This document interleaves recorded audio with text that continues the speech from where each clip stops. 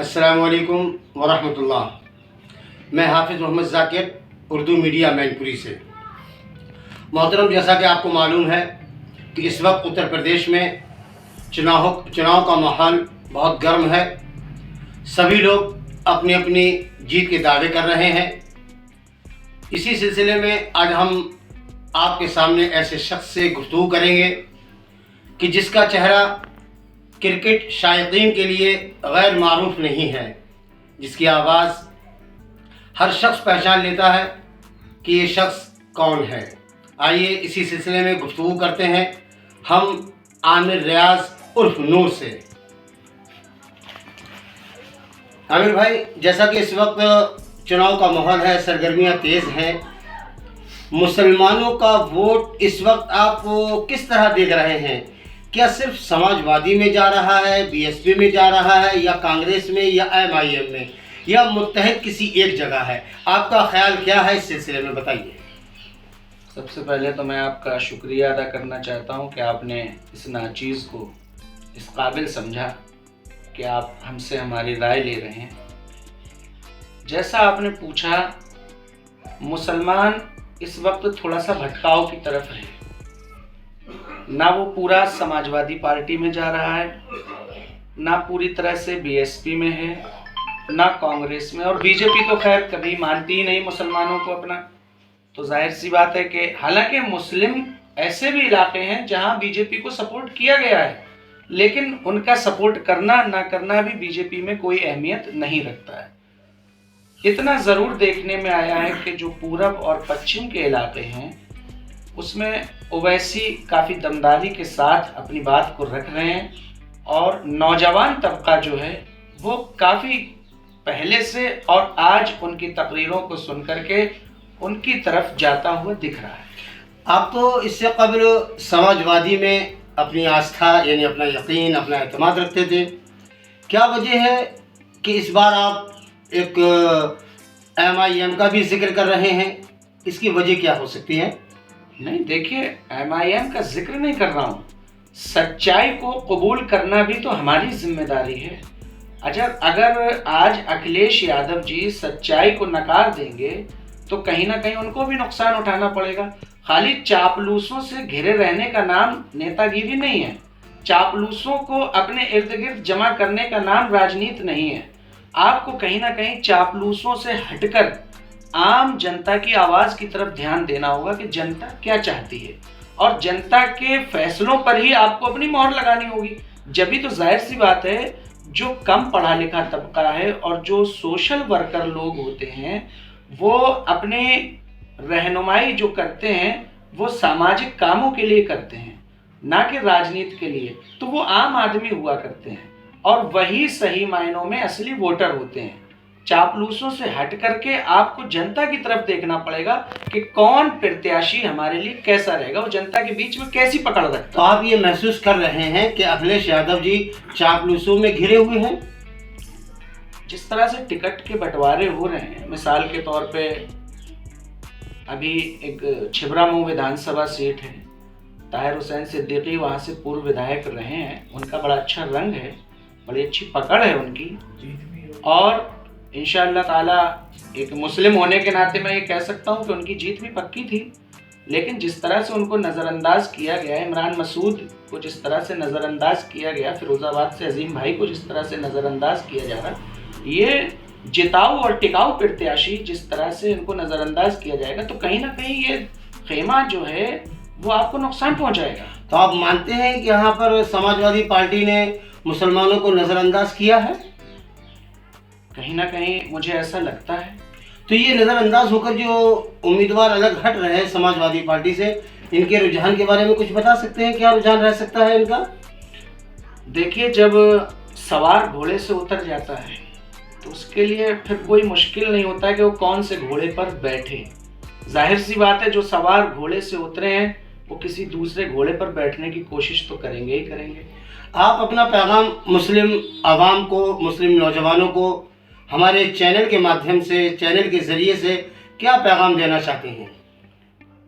मैं तमाम लोगों से सिर्फ एक ही बात कहना चाहता हूँ, राजनीति करिए, लेकिन आपसी रिश्ते कभी खराब ना करिए, क्योंकि जो भी इलेक्शन होता है वो 5 साल में एक बार आता है, और उन इलेक्शन और उन राजनीतिक पार्टियों के चक्कर में कभी कभी हम इतने अपने रिश्ते खराब कर लेते हैं कि हमको एक दूसरे से नज़र मिलाने में बचना पड़ता है।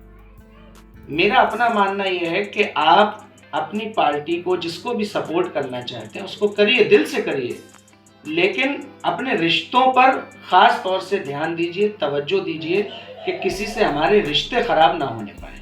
आप क्या महसूस करते हैं कि इस बार समाजवादी पार्टी कितनी सीटों पर फतेह हासिल करेगी?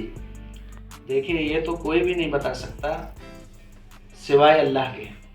अल्लाह ने जिसके नहीं, ये वो एक हकीकत है, लेकिन एक तजुर्बा होता है इंसान का, उस तजुर्बे के तहत तो आदमी बोलता ही है। क्योंकि लोग तो 300 350 भी प्लस बता रहे हैं, जैसे बीजेपी वाले भी 300 प्लस बोल रहे हैं।